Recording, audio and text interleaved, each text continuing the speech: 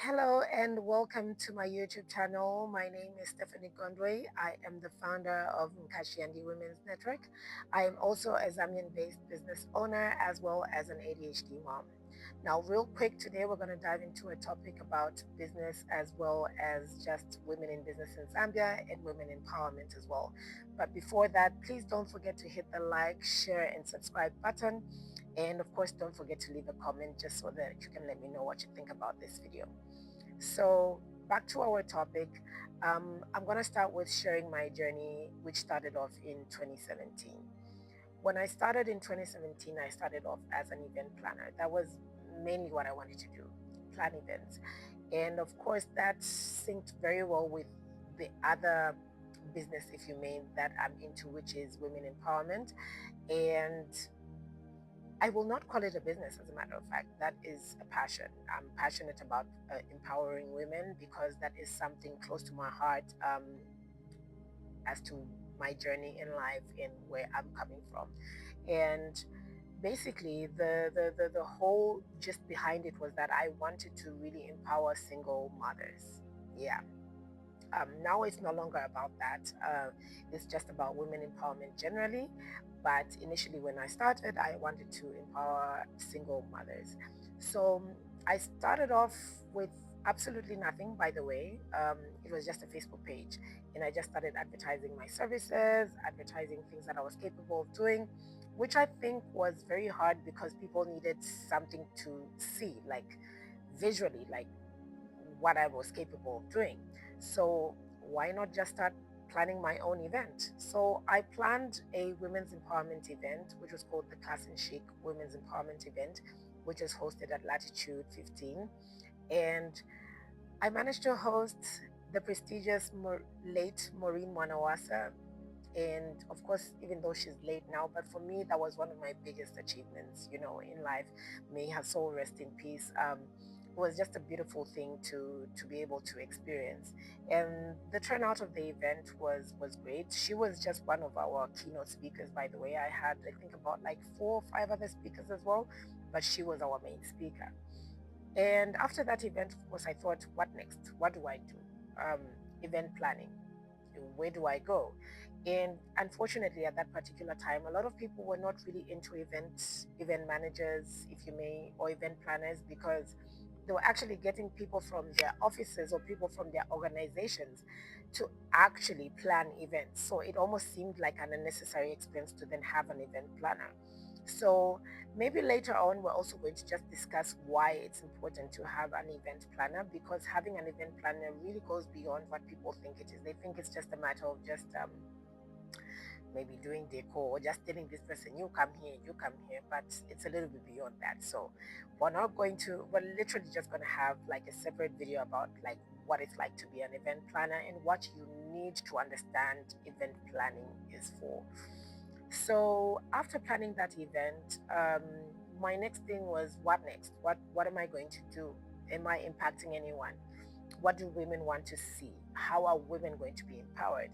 And when I sat back, I took about a 1 year gap where I went into this whole finding out, researching, asking people what they thought I needed to do, asking people what they thought I needed to do in regards to branding and all of that. And I finally came to the conclusion that I needed to rebrand. So we went from the Class and Chic Women's Empowerment to Kashiandi Women Empowerment Events.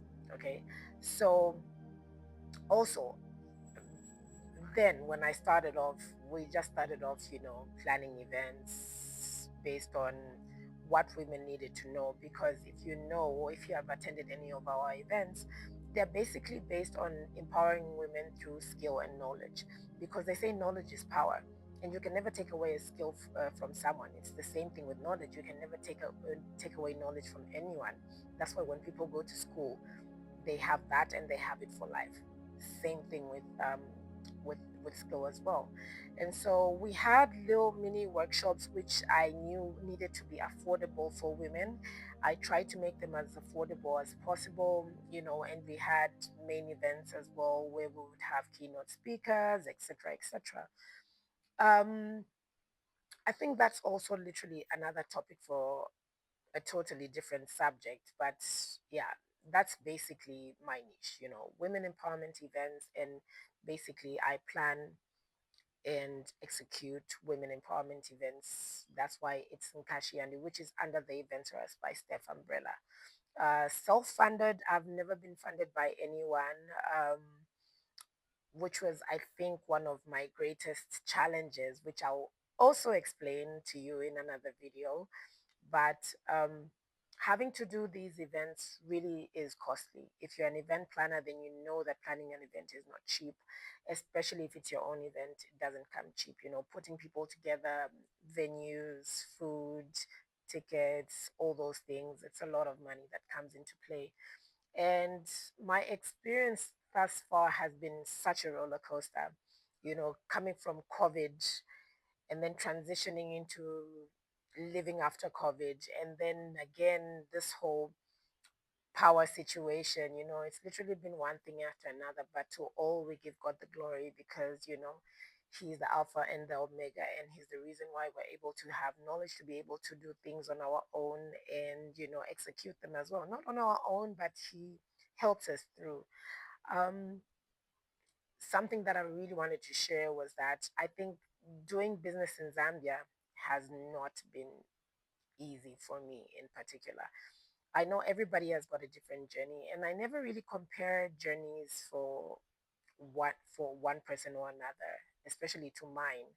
My journey is my own, and I understand that my journey deserves its own flowers. My journey has got, a lot of hurdles. My journey has got a lot of mistakes that I have made. My journey includes my kids, everything that I come with. You know what I mean? And being an event planner has taught me that I I'm doing more than event planning. I'm impacting people. Even when you're just actually planning a birthday party, for either your kids or even a customer, the satisfaction that you get from a smiling customer is nothing that can ever be bought. But yeah, I can generally say that I hope to do more, which is impact people a little bit more than what I feel I'm doing currently, through my business, through my workshops, through my events. I hope to do more than what it is that I'm currently doing. Um, if you have seen any of my videos, you will know that I have also shared our video, which we did this year on Women's Day. I think it was such a beautiful event, something that I thoroughly enjoyed and the women thoroughly enjoyed. And I look forward to more of those. And I hope you will be able to attend one of those events soon.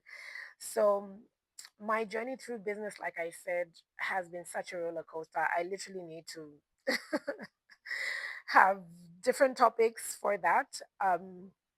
Talk about challenges, talk about COVID challenges, talk about ZESCO challenges, talk about financial challenges. But I think my main thing would really be financial inclusion here in Zambia. I would like to do a little bit more research on that just so that I can have the facts and as to why certain people have not been able to have access to finances. But that is something that I'm definitely onto, and I would like to share more of that later in more of our videos. So, not to keep you too long, I hope you've liked and you've shared this video. And I hope for you to leave a comment and tell me what it is that you'd like us to discuss on business. See you soon.